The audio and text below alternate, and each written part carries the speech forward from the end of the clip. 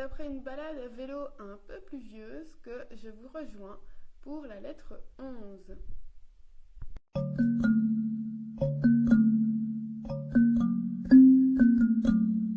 Alors, Lucilius a envoyé à Sénèque un ami, pour lui apporter sa lettre certainement, qui semble à Sénèque être un garçon plein d'avenir. Il dit qu'il avait une belle conversation, même pris à l'improviste, il avait toujours de quoi répondre de façon intelligente. Mais il rougissait. Et Sénèque dit que quand ce garçon aurait un jour atteint la sagesse, ce dont il ne doute pas parce que ça a l'air d'être quelqu'un qui est sur le chemin de la sagesse, il rougirait encore parce que ça, aucune sagesse n'élimine les défauts du corps ou de l'âme. Alors on a beau s'exercer, ça ne changera rien. Au mieux l'exercice peut atténuer ces défauts, mais voilà, on ne sait jamais les éliminer complètement. Ça me faisait penser, en fin d'année, je fais des examens oraux pour mes élèves de 6e. Alors cette année, à mon avis, c'est un peu compromis. Et souvent, j'ai des élèves, alors c'est souvent ceux qui sont les plus préparés, ceux qui semblent être les plus prêts, qui, certains ont justement commencé à avoir des plaques rouges, tremblent, voilà, commencent à perdre leurs moyens, alors qu'ils sont prêts. Et c'est quelque chose qui est plus fort qu'eux. Alors, on peut travailler dessus, je pense, parce qu'on peut faire des exercices de relaxation, de méditation, mais ça ne disparaît jamais complètement. Parce que parfois, même des élèves ont l'air, ou même des gens qu'on rencontre, ont l'air calmes, sûrs d'eux, et indépendamment de leur volonté, ils vont commencer à rougir, à avoir des plaques. Évidemment, ça, on ne les contrôle pas. Donc, Sénèque donne d'autres exemples. Donc, il y a les gens qui rougissent, il y en a d'autres qui sont trempés de sueur, d'autres qui ont les genoux qui tremblent, les dents qui claquent, la langue qui hésite. Donc, parfois, on ne trouve plus ces mots. Ou les lèvres qui frémissent. Et donc, même en s'exerçant, on ne peut pas le faire disparaître. Sénèque dit que c'est la nature qui exerce sa puissance, puisque pour lui, aucune sagesse ne peut être plus puissante que la nature. Donc même chez les gens les plus robustes, la nature aura toujours raison. Bon, justement, en ces temps-ci, on se rend bien compte que la nature est plus forte que les hommes. Alors, chez certains, le fait de rougir, c'est un signe que pour les autres, il vaut mieux s'éloigner. Donc, parfois, ici, Sénèque donnait l'exemple de Sylla, qui fut le premier dictateur à Rome pendant la République, qui a donné des idées à d'autres par la suite.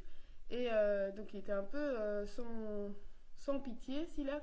Et on voyait que quand il devenait tout rouge, il fallait mieux s'en aller parce que c'était signe d'une très grande colère chez lui.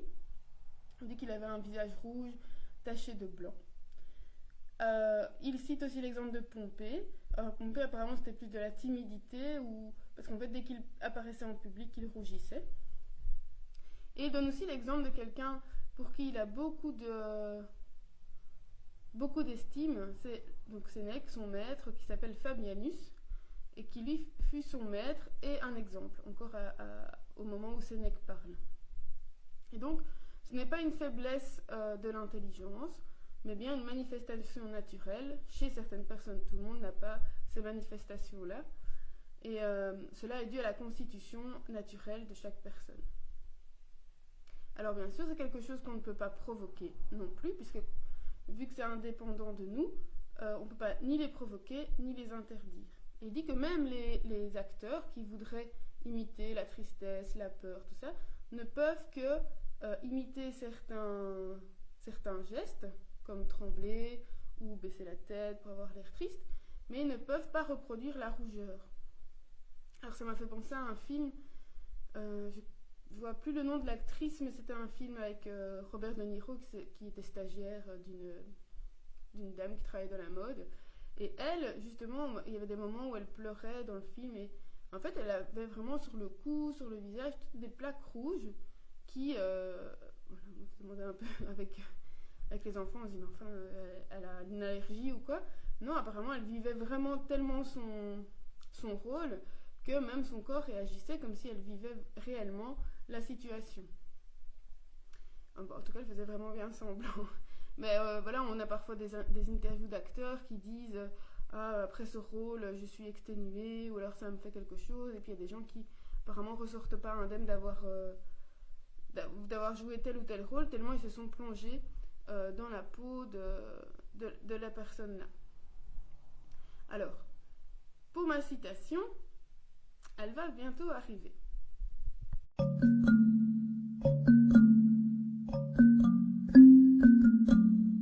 Pour la citation, on attendra un petit peu la suite du développement. En fait, Sénèque dit voilà, il me faut conclure, et il reprend une citation d'Épicure. Pour ne pas changer, ça devient habituel. Notre affection doit élire un homme bon et le tenir toujours sous nos yeux, afin que nous vivions comme s'il nous regardait et que nous agissions en toutes choses comme s'il nous voyait. Alors, il dit que si nous avions un témoin, on supprimerait une grande partie des fautes. Et que même sans la présence physique de ce témoin, juste par la pensée, juste par le fait de penser à cette personne, eh bien, on agirait de façon plus droite. Et il dit que c'est heureux, donc c'est une chance d'avoir quelqu'un comme ça qu'on respecte. Et si on garde en tête cette personne qu'on respecte et qu'elle nous permet d'agir de façon droite et vertueuse, on deviendra soi-même quelqu'un de respectable. Donc il lui dit, choisis quelqu'un, choisis qui tu veux. Alors il donne l'exemple de Caton, qui lui est fort rigide, ou Lélius, qui lui est plus détendu, donc ce sont des hommes politiques de l'époque, enfin de l'époque avant, avant Sénèque et Lucilius. Donc il dit, choisis quelqu'un qui te plaît. Je te donne des exemples comme ça, mais choisis quelqu'un qui te plaît par rapport à sa vie, donc son mode de vie, par rapport à son langage, donc quelqu'un que tu comprends, et par rapport aussi à sa physionomie. Donc quelqu'un vraiment qui te plaît sous tous les aspects et qui te semble être un bon exemple. Il sera à la fois un gardien, donc il va le garder sur le droit chemin, et un exemple. Et donc Sénèque insiste vraiment en disant que nous avons besoin de quelqu'un sur qui ajuster nos mœurs. Donc vraiment comme si on avait un tuteur qui nous faisait pousser droit. C'est justement cette phrase-là que j'ai retenue. C'est « Nisi ad regulam prawa non potes ». Donc tu ne peux pas corriger ce qui est tordu autrement qu'avec une règle. Donc la règle ici c'est comme une équerre, quelque chose qui vous tient droit, comme un corset si on veut. Et donc si on n'a pas cette règle qui nous montre un peu le chemin vers lequel on doit s'élever de façon droite, bien on ne peut pas le faire seul. Donc l'idée c'est de prendre quelqu'un, alors on peut prendre, ici Sénèque donne des personnages de l'époque. Alors nous évidemment je pense qu'on a vraiment multitude d'exemples de personnes sur lesquelles on pourrait s'appuyer, on pourrait prendre exemple et se dire tiens, si j'agis comme ça, que penserait cette personne-là? Voilà. Alors ça peut être vraiment par quelqu'un qu'on ne connaît pas, qui ne nous connaît pas, mais ça peut être aussi quelqu'un de proche. Donc voilà.